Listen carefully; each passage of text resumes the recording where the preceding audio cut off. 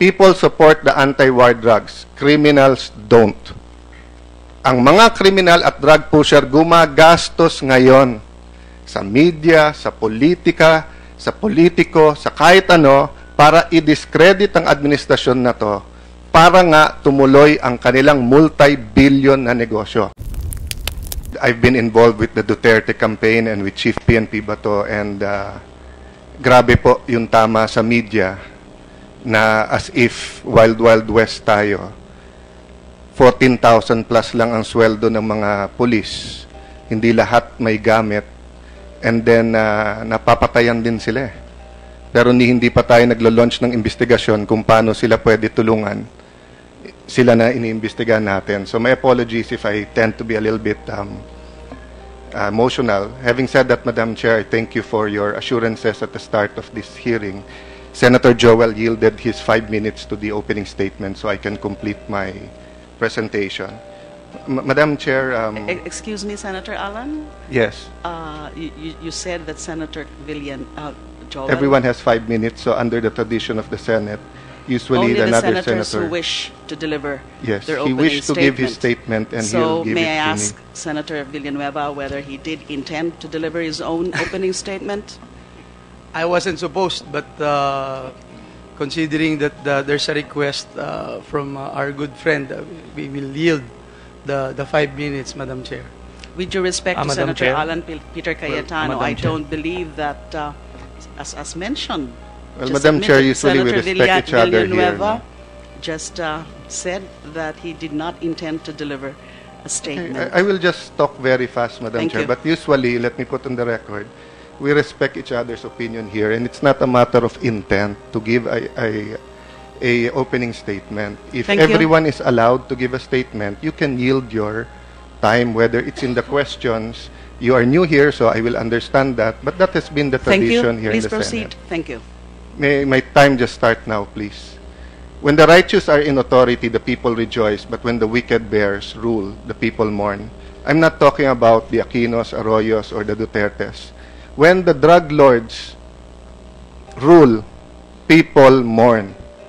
But when the law enforcers, the righteous, are the one ruling, walang patayan, may katahimikan sa ating bansa. Next slide. It is being made to appear in the media, and with no help by some so-called human rights advocates. Next slide, please. That grabe ang patayan araw-araw. Please take note from 2010 to 2015 during the Aquino administration, an average of 35 ang patay araw-araw. Ngayon po, sa ilalim ni Presidente Duterte, 20 po. No, more than about a third are now, their lives are now being saved every day because of the efforts of the PNP. Next slide. The old norm was drug lords and their cohorts acted with impunity. People have low trust sa PNP, fiscals, judges, high-ranking government officials are involved in the illegal trade or protectors, and people hindi nakakadama na sila secure sa kanilang bahay, sa kalye, sa kanilang trabaho. Ngayon po, the respect and fear for the law has been restored. Drug lords and their supporters are on the run. People are beginning to feel safe, renewed trust on our law enforcers and government under President Duterte. Next slide. Are we using the term extrajudicial killings loosely to discredit the PNP and Duterte administration? Whether it is the Commission on Human Rights or our dear chairperson, I was hoping that they would educate the people more and the media para hindi sila ma-mislead na lahat ng patay ay extrajudicial killings. Bakit po? Ito po ang sinabi ng dalawang justice. Next slide. There is a need for a clear-cut killing of what the extrajudicial killing is. The name is a misnomer since every killing outside death penalty is extrajudicial. Dalawang justice po nagsabi niyan. So ano po ang ginawa ng Aquino administration? Gumawa po sila ng AO35. Di ko na babasahin dahil 5 minutes lang oras ko. Next slide. Dito po ang importante. The victim was a member or affiliated of an organization to include political, environmental, agrarian, labor, or similar causes. An advocate of the above-named causes, a media practitioner, etc. Ibig sabihin po, labor leader ka, media ka, religious leader, pinatay ka dahil sa paniniwala mo. Next slide. That way is very clear for the purpose of the focused mandate of AO 35 na ginawa ng Aquino administration. Ang common criminals at ang crime sa kanila hindi kasama sa extrajudicial killings. Next slide. Yan po ang pirma ng dating Secretary de Lima, Department of Justice, IAC Chair. So alam po nila yan.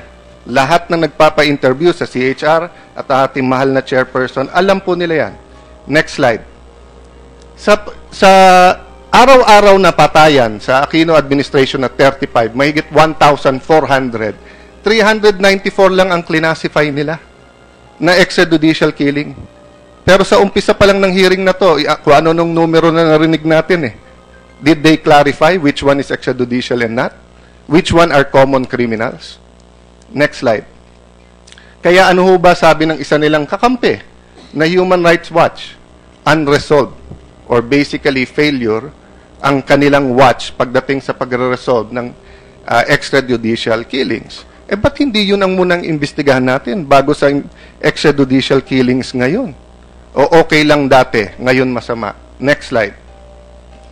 People now beginning to feel safe in the streets and trust our law enforcers. Beginning. Hindi ko po sinasabing safe lahat, pero nag-uumpisa na. Next slide. Kung makikita nyo po yung crime volume, ayan po, hindi ko nababasahin isa-isa because of lack of time, pero makikita nyo, crimes against property, 11,000 to 6,000 in 1 month. Bakit po? Ang mga pusher at saka user, kailangan ng pera, walang trabaho yung marami dyan, nagnanakaw.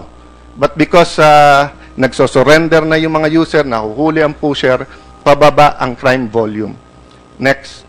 People support the anti-war drugs. Criminals don't. Ang mga kriminal at drug pusher gumagastos ngayon sa media, sa politika, sa politiko, sa kahit ano, para i-discredit ang administrasyon na to, para nga tumuloy ang kanilang multi-billion na negosyo. I'm not saying that everyone is being used. Marami pong honest advocates for human rights, honest advocates of how to do this better. But let us not fool ourselves. Marami din sa mga drug lords ang pumupondo dito. Next slide. Hindi rin totoo na lahat ng sektor ayaw. Basilan Bishop Martin Humawad is pinning his hopes on the new president. Next slide. This is another one na nagsasabing maganda nangyayari at kahit hindi pa nakaupo ang bagong presidente, after he won, nagsimula ng mga pulis magsipag at tumapang. Next slide. Anti-drug operations, 215% increase in anti-drug operations. I agree with the chairperson. Hindi intensyon ng committee na to pahintuin yan.